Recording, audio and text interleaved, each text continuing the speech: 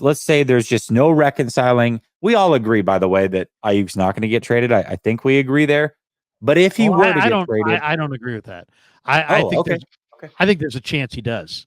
No, I like this. I'm not saying no chance, but if I was, I don't want to. I think we're all in agreement, Jesse, that none of us want to trade him. Okay, all right, let's go that route. But I think there's a chance he gets traded. You think? Yeah, I think there's a chance. I'm on Larry's. I'm with Larry's thinking. I don't want it, but I wouldn't be shocked.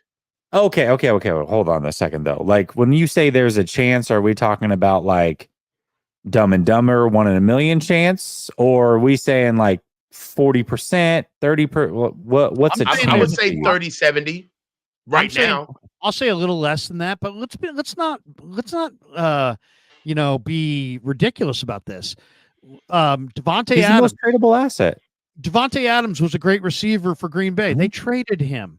Tyreek Hill was a great receiver. That's different, Larry. Okay, but Tyreek Hill was a great receiver for Kansas City. They traded him.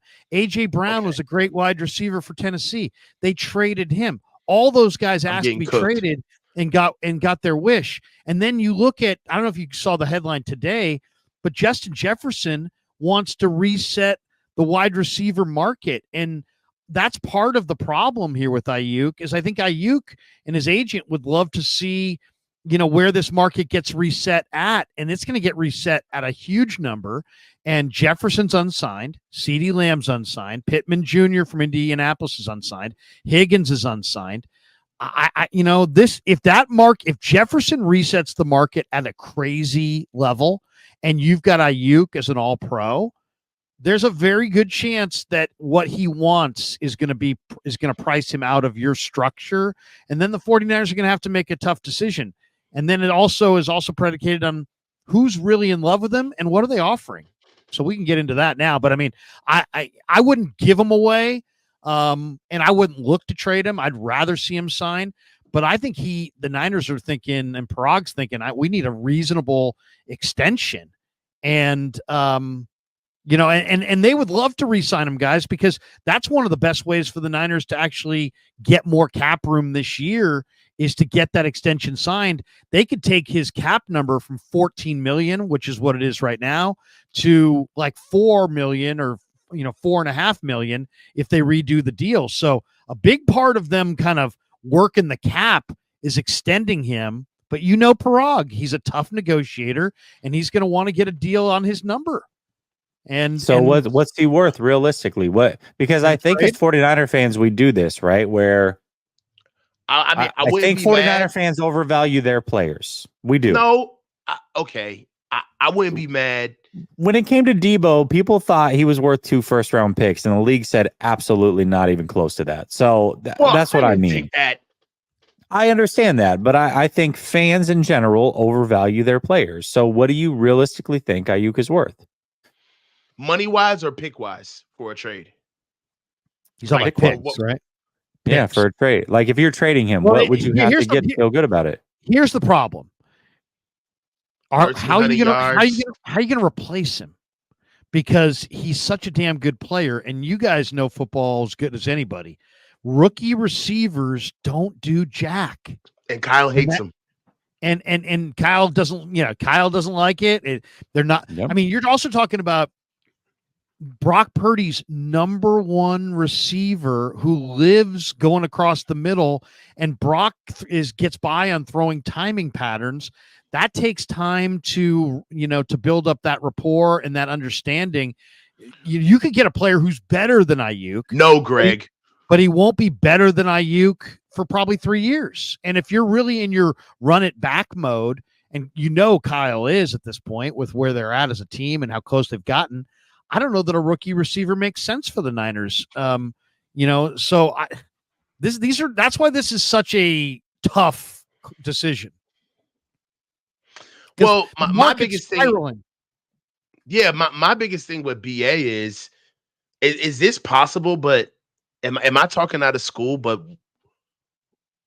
what can we do with Debo? Like, are we really going to pay Debo $28 million next year?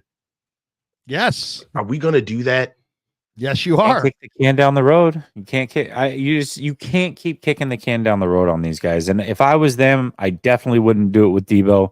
They have an out on his contract after the 2025 year. I would prefer they remain flexible and just eat the money, because if you kick the can down the road, now you're pushing that instead of into 2025, you're looking at the end of 2026, and you're just putting yourself in a bind. I would prefer to just let it ride. I mean, I just feel like I just have the I feel like Brandon Aiyuk is about to get Bucknered, and that's what sucks about this. Traded, yeah. He's about to get Bucknered. We're about to keep Debo over BA, and we're gonna have to watch BA grow and flourish in another offense where he's used as the number one option. That's the crux of the issue. I mean, I know we can get caught up in the weeds of where does he go and what's the inevitable, but really it is kind of cleansing to just talk about the actual like truth. And what really should happen is we should be trying to move Debo.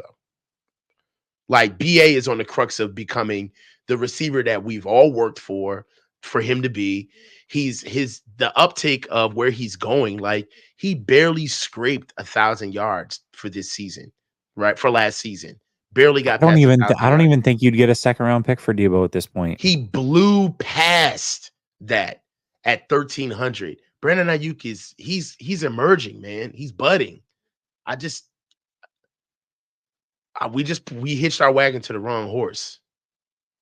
I agree. Yeah, this is a tough call because, I mean, Jesse just said it. I mean, what do you think Debo would fetch if there was a team that loved him? Third round pick, probably. Yeah, I think you're probably right. Maybe that's the problem. It's like we're sitting here trying to balance our books with a Rolls Royce in the driveway. Right. And I love Debo. He's a tone setter, and tone setting players are rare. There aren't a lot of Debos out there, though. I do love this kid Malachi Corley from Western Kentucky for the Hilltoppers. He's very Debo-esque. There's no question about that. But he's not Debo still. I mean, Debo, so this is the problem with the Aiyuk situation is you already paid Debo, and you're 32nd in the NFL in pass attempts, and now you're going to give another receiver that kind of scratch. I don't know, man. I don't know. This is a tough call. That's why I think you gotta find out. To me, I gotta find out, is Aiyuk cool with running it back and just putting this off for a year, or is he going to be in just a foul mood?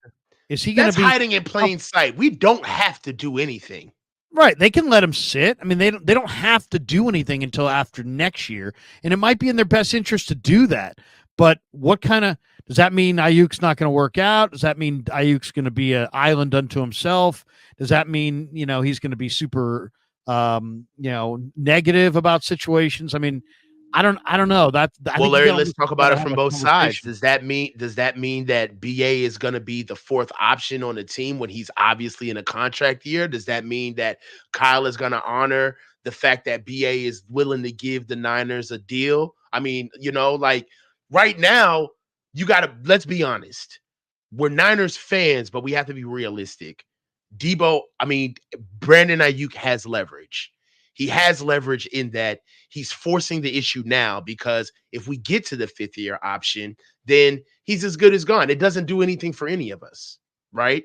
Because even if he does have a knockout, drag out year, he's even more entrenched in his position to get paid. And then if he doesn't, he's going to blame us for sabotaging his free agency year, his year going into free agency. So it has to happen now. It's a lose-lose, because if you don't use him, you're underutilizing him in his walk year. If you do use him, and he gets hurt, oh my God, you drove the guy into the ground in his walk year, and now, what if he has a serious injury? And then, for good faith, BA probably having a great year is going to be looking at the Niners like, yo, pay me. You know what I'm saying? Like, I did you a solid. So it's got to happen now. The last year scenario is a loser. It's got to happen now.